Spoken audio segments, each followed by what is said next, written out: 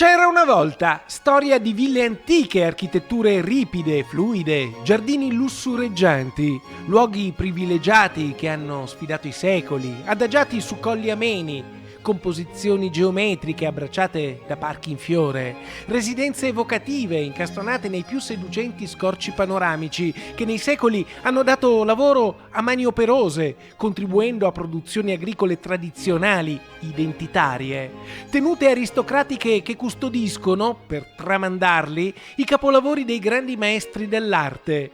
Villa La Rotonda di Andrea Palladio è uno dei più affascinanti gioielli architettonici del mondo.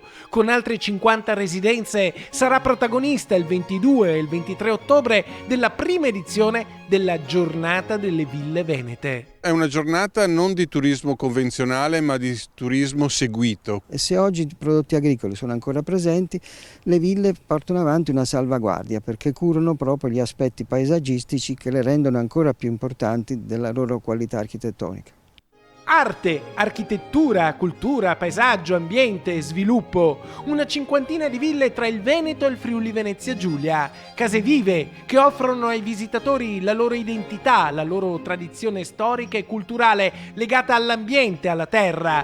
Degustazioni, soggiorni, visite guidate, laboratori, passeggiate, enogastronomia. C'è qualcosa da offrire a tutti, alla famiglia, l'aspetto verde, green, sostenibile, l'aspetto patrimoniale, culturale di queste ville e naturalmente tutto quello che è l'aspetto delle eccellenze agroalimentari e della sostenibilità.